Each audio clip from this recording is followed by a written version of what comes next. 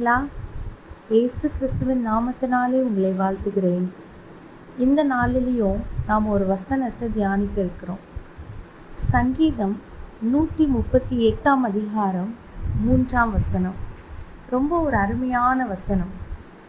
நான் கூப்பிட்ட நாளிலே எனக்கு மறு உத்தரவு அருளினீர், என் ஆத்துமாவிலே பலன் தந்து என்னை தைரியப்படுத்தினீர். இவ்வளோ அழகாக இருக்குது பாருங்க. நான் கூப்பிட்ட நாளிலே எனக்கு மறு உத்தரவு அருளினீர், என் ஆத்துமாவிலே பலன் தந்து என்னை தைரியப்படுத்தினீர். நம்ம ஆண்டவர் எப்படிப்பட்ட ஆண்டவராம்? நம்ம எப்போ அவரை நோக்கி கூப்பிடுறோமோ அன்னைக்கே அந்த நாளிலேயே நமக்கு மறு உத்தரவு கொடுக்குற தேவனாக இருக்கிறார்.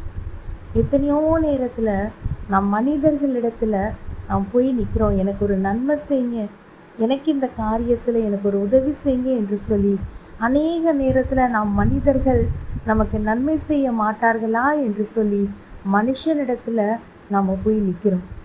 நம்ம நிற்கும்போது அவங்க பார்த்தீங்கன்னா, இன்னைக்கு இல்லை, இன்னைக்கு என்னால் முடியாது, நீங்கள் இன்னொரு நாள் வாங்க, இன்னொரு வாரத்தில் வாங்க, அல்லது ஒரு 2 மாதம் கழித்து வாங்க என்று சொல்லி நம்மளை என்ன பண்ணிடுவாங்க, அனுப்பிடுவாங்க. நம்ம கூப்பிட்ட உடனே அநேக நேரத்தில் மனிதர்கள் உடனே நமக்கு உதவி செய்கிறதில்ல. ஆனால் ஆண்டவர் எப்படிப்பட்ட ஆண்டவராக இருக்கிறாராம்? நம்ம அவரை நோக்கி கூப்பிடும் பொழுது அந்த நாளிலேயே அவர் நமக்கு மறு உத்தரவு கொடுக்கிற நல்ல தேவனாக இருக்கிறார். எரேமியா 33 அதிகாரம் 3 வசனத்தில் கூட சொல்லப்பட்டிருக்கும், நீ என்னை நோக்கி கூப்பிடு, அப்பொழுது நான் நீ அறியாததும் உனக்கு எட்டாததுமான பெரிய காரியங்களை உனக்கு அறிவிப்பேன் என்று சொல்லப்பட்டிருக்கும். அப்போ நாம் தேவனை நோக்கி கூப்பிட்டோம் என்றால் தேவன் எப்படிப்பட்ட காரியங்களை செய்வாராம்? நாம் அறியாததும் நமக்கு எட்டாததுமான பெரிய காரியங்களை நம்முடைய வாழ்க்கையில் அவர் செய்வேன் என்று சொல்லியிருக்கிறார். அப்படிப்பட்ட தேவன் அவர் சும்மா சொல்லலை, அவர் எதை சொன்னாரோ அதை செய்கிற தகப்பனாக இருக்கிறார். நாமும் கூட நமக்கு ஒரு உதவி வேணும், நமக்கு ஒரு ஒத்தாசை வேண்டும் என்று சொல்லி ஆண்டவரை பார்த்து நம்ம ஆண்டவரே எனக்கு உதவி செய்யும் என்று சொல்லி எந்த நாளில் எந்த நேரத்தில் நாம் கூப்பிடுகிறோமோ அதே நாளில் அதே நேரத்தில் தேவன் நம்முடைய சத்தத்தை கேட்டு நமக்கு உதவி செய்கிற நல்ல தகப்பனாக இருக்கிறார்.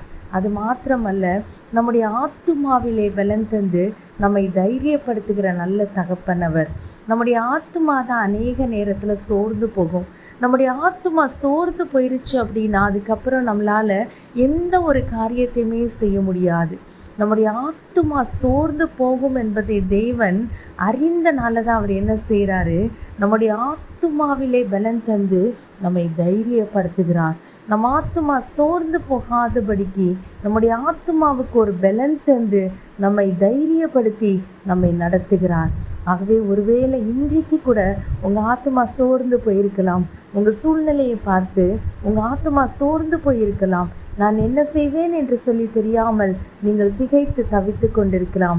இந்த நேரத்தில் ஆண்டவரை நோக்கி நீங்கள் கூப்பிட்டீங்கன்னா இந்த நாளில் என்ன காரியமாக இருந்தாலும் சரி, எப்படிப்பட்ட காரியமாக இருந்தாலும் சரி, விசுவாசத்தோடு ஆண்டவரை நோக்கி நீங்கள் கூப்பிடும் பொழுது இந்த நாளிலே நீங்கள் கூப்பிட்ட காரியத்தில் தேவன் உங்களுக்கு ஒரு நன்மை செய்வார். அது என்ன காரியமாக இருந்தாலும் நன்மை செய்வது அவருக்கு லேசான காரியம்.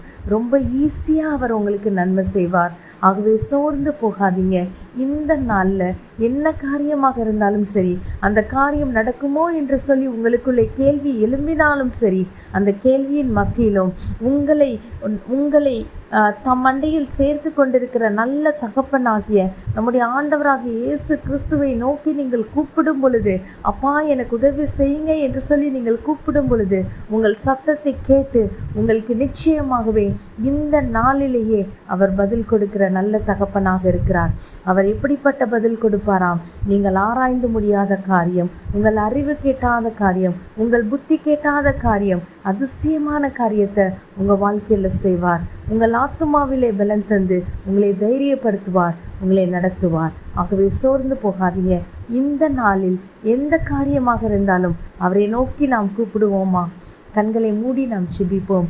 அப்பா, இந்த நாள்லையும் கூட தகப்பனே, நாங்கள் உம்மை நோக்கி கூப்பிடுகிறோம்.